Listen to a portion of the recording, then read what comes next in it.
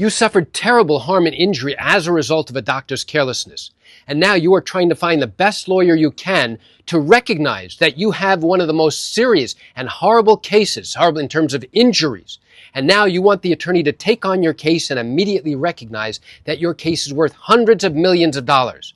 You walk into your attorney's office or prospective attorney's office with a stack of material, of online research that you did to validate that your case is worth hundreds of millions of dollars. You think it's going to make a difference when you go to an attorney and now you have this entire stack of materials? Come join me as I share with you exactly what this is all about and whether or not it really makes a difference. Hi, I'm Gerry Oginski, a New York medical malpractice and personal injury attorney. You believe that your injuries are horrendous. You believe that your injuries are the worst that anyone has ever seen in the state of New York. And you know what? You might be absolutely true. You may have devastating, horrible injuries. You may never be able to work again. You may have been earning $1 million a year, and now you will have lost income of $20, $30 million over the course of your career. That may be all true. But now, before going to an attorney to see if they are willing to take on your particular case, you decide to do your own research to validate the value of your injuries so that now when you do go to an attorney and they tell you, oh, no, your case is only worth this amount of money, you now have all the research that you have done to show to this lawyer that, hey, look, no, you're wrong. This shows you, based upon all the research I've found, all the similar cases, these cases are worth so much more than what you perceive my injuries and my case to be. Do you think it's going to make a difference to any potential attorney now when you come in with this information? I will tell you what a potential attorney is going to think. When you come into an attorney's office believing that your case has a particular value at the very, very beginning of your case, the perception is, I don't want to deal with this client. I don't want to deal with this particular case. Why? I'll tell you why. Because here I'm dealing with somebody who I don't know right off the bat. They have this perception that they know more than the attorney they are trying to hire. And they are not an attorney.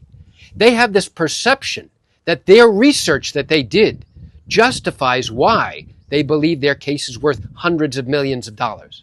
And because of that, they are never going to get out of their head that their case is worth a lesser amount of money. Never. Which means we are going to be arguing and fighting the entire litigation process, which lasts anywhere from 2 to 3 years in New York. I don't want to spend 2 or 3 years of my life fighting with my client based upon their perception that their case is worth hundreds of millions of dollars and my knowledge that their injuries really are only worth a tiny fraction of what they perceive it to be. In that instance, there is no possible way I'm going to convince this particular client at any stage in this litigation that they are wrong. And their value, their perception of the value of their case needs to be much, much less. So because of that, I don't want this type of client. When somebody comes in with a stack of research or telling me, look, my case I know for sure is worth $25 million, the first thing I'm going to ask them is, how do you know that? How do you know that the legal research supports that information? Have you done the legal research? Do you know what other similar cases have settled for in this particular county? Do we truly know the full extent of your injuries? Do we know whether you have achieved the maximum amount of recovery at this point? Do we know whether you will need ongoing medical care and treatment?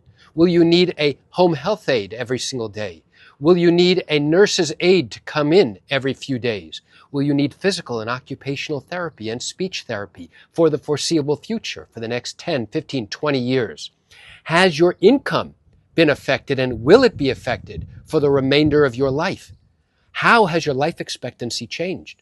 In all likelihood, there is no possible way for you or I to be able to answer any of those questions when you come in during the first initial consultation.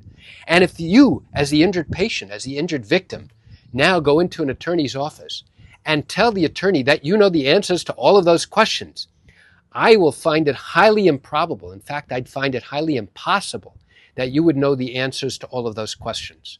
In all likelihood, there's going to be ongoing medical care. You may need some type of physical or speech or occupational therapy to get you back on track. So don't think for a second that just because you may have done online research, that means you are now a legal authority for your type of injury. And now if you were to come into the office with a stack of information to justify why you believe your case is worth hundreds of millions of dollars, one of the first things I will point out is, listen, those other cases, those happened in different states.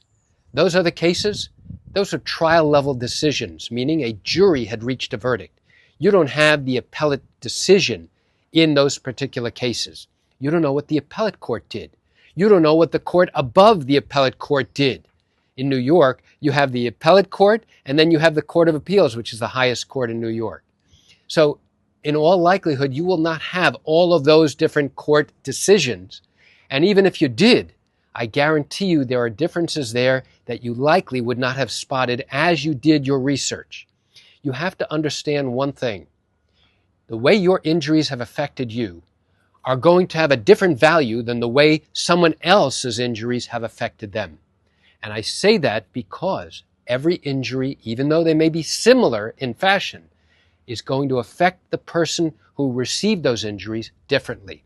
As an example, a 75-year-old who suffers a fractured femur is going to be affected differently than a 25-year-old who suffered a fractured femur. That 25-year-old may be worse off than the 75-year-old. However, that 75-year-old certainly doesn't have lost income. The 25-year-old certainly has lost income. The 25-year-old may have had significant complications following surgery to fix that fracture, but the 75-year-old may not have had any complications whatsoever. And maybe that 75-year-old didn't need surgery to fix their fracture. They had a closed reduction, whereas the 25-year-old needed to have complicated surgery to fix that fracture. They needed to have hardware put in order to hold that bone together. And then what happened? Then there were complications and infections, and now it just snowballed. And maybe there were additional hospital stays.